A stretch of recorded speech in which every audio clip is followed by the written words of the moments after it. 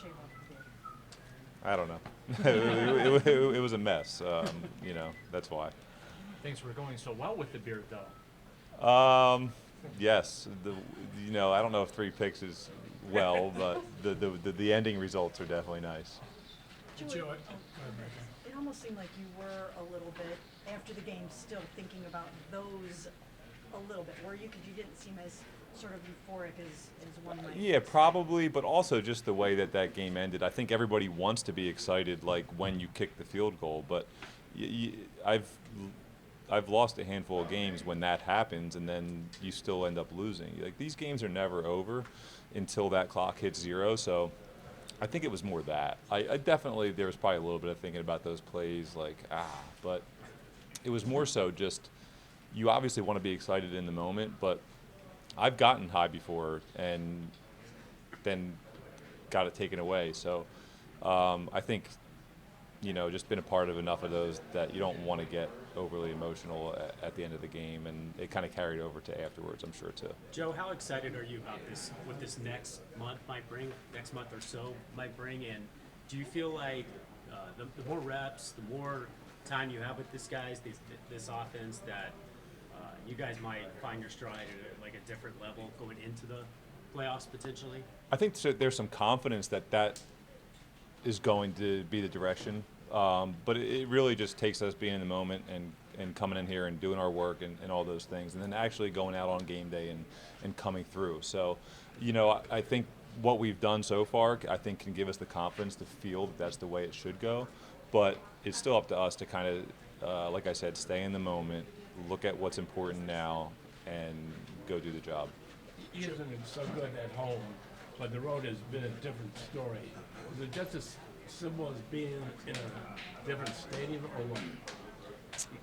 I think it's always tough to put your finger on those things. Obviously, you deal with some, variables when you're on the road that you don't have to deal with when you're at home, like as an offense.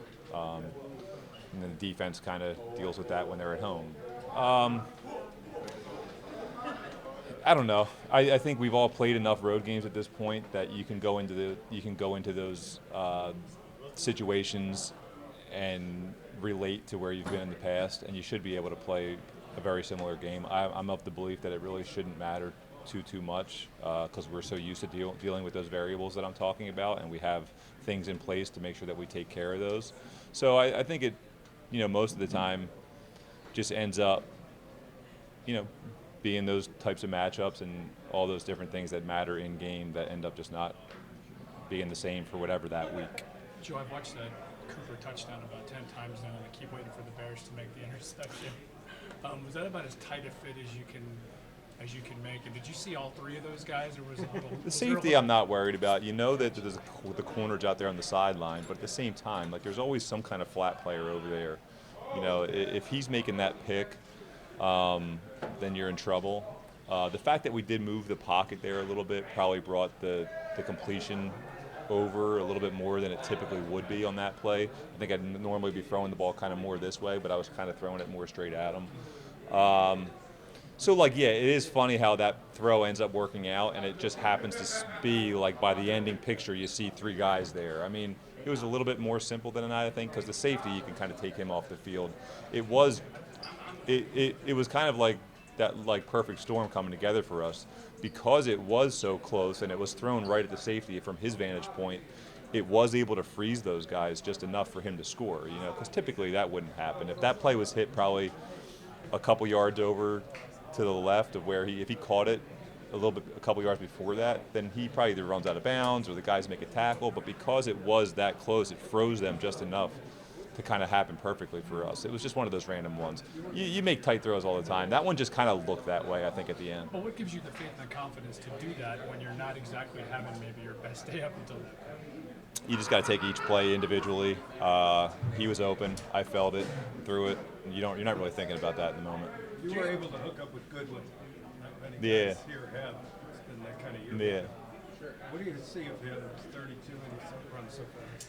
Yeah. Hey, I've been a part of some guys that, it adds a lot to the game when you have a guy that can run like that and take the top off of defenses. And even if you're not completing a ton of balls to him, I think if we can get him going in some ways, it'll have a good effect on this offense. Why is the play action still so effective for you, even when the run game isn't churning out a ton of yards? Well, I think people know that we can run the ball, and that's a strength of ours. And so even if it's not something that's operating at its highest level, there's always that threat. So you have to come up and you have to play whatever you're playing honestly, and do what you see as a defense. So that's why you have those things. You talked about smelling the grass in Cleveland and blue collar. What about playing in a dome? You like that? At this time of the year, I'm not going to complain about it.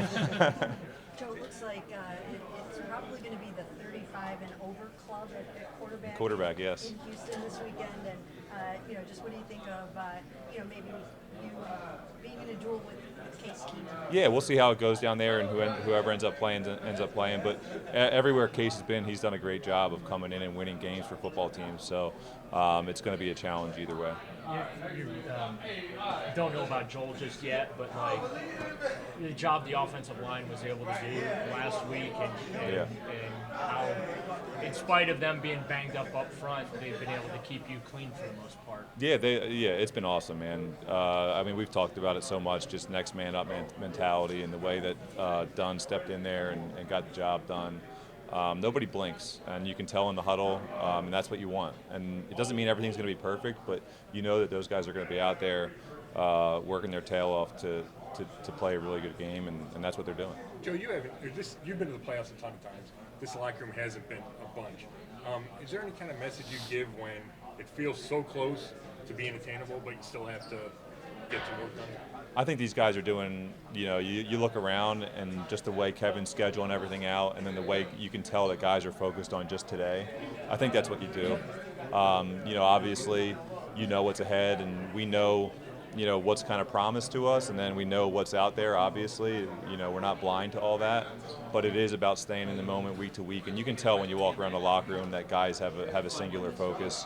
If it wasn't that case, then we would take care of it, and I think there's ways you can go about that, but you can tell guys are focused in on what we're doing this week. Joe, we're seeing the best version of David Njoku right now. Did you appreciate him from afar before you became teammates, and what does make him so good? It's tough, man. When you don't know somebody, and like you're not with them every day, and then you just get to see a little bit of this and a little bit of that. It's tough to honestly make a good assessment of somebody. When I first got here, the first thing that jumps out at you about him is just his personality and the teammate he is, and what he does for this locker room. And then when you get out into the field with him and you just see how hard he works and how physical he is, when you get the ball in his hands, he's special. Especially when he's moving, at a high speed towards our goal line, towards our end zone. But yeah, I don't think you get from the outside. You don't realize his personality and how hard of a worker he is, and how willing he is to go in there and throw his body around in the blocking game and all that stuff. So I think when you kind of get to be around somebody like him, you get to appreciate all those things, and it makes the other things, it makes it even more impressive what he does athletically. This got more awards time in the league, and people talking about awards. And you're actually being discussed as comeback player of the year candidate. Do you consider this a comeback? Who knows what constitutes as a comeback? I've only played 3 games. I mean, it's kind of crazy. Yeah, right, exactly. Come back from, not going to training camp and busting kids around. I mean, who knows, Joe, collectively, when you look at the Texans defense, what sticks out as the biggest challenges for you guys as an offense? Well, listen, I think they're a really well-coached team, and they got guys that play aggressive, and you see this defense pop up around the league. I led the last couple years in New York. I was with Robert Saleh, and he was in San Francisco with D'Amico, and so you see the guys that coach this defense, and you can tell that they have these guys ready to play their defense in this kind of way. Their front does a really good job, and their back end plays aggressive. And I think the key to those guys to that style is that front disrupting everything and allowing that back end to play that aggressive style, because they're going to trust that they're going to stop the run and get to the quarterback. So I think they do those things well. Joe, in terms of your ability to move so well in the keeper game, that a lot of kick and roll thoughts in this past game. Is that, kind of a big deal to be able to still move like that, or is that not such a huge deal? Yeah, listen, I always think it helps, like when we can facilitate getting me on the move and stuff like that. I know it's not like a huge part of my game, but I am playing my best when I'm able to move around a little bit, move the pocket here and there, and then some of the other things just kind of happen naturally. But I do think it's important, for the whole offense when you have the ability to do a couple of those things throughout the course of the game. Joe Sed's been the target on a couple of the picks. I'm just curious, what are the conversations like after those robs, and then how important is it to you to keep going back to him because you want to make it a big catch? Yeah, it's super important. You can't look backwards, and I think they're all learning experiences. And hopefully the feeling that he gets from me is like, dude, next one, and. We all make mistakes. I mean, obviously, as you can see these games, you're all going to make mistakes. So it's just a matter of looking forward to the next one, obviously correcting it. But in game, man, you can't feel bad about anything you do. You line up, you play full speed, you trust your preparation, and when mistakes happen, I mean, the best guys I've been around ever, like, they make mistakes, but they don't blink. They just go make the next play and the next play and the next play. And when you're young, it's tough to kind of see things that way.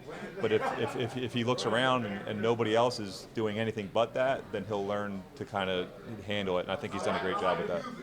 All right, thanks. Thank you, Joe.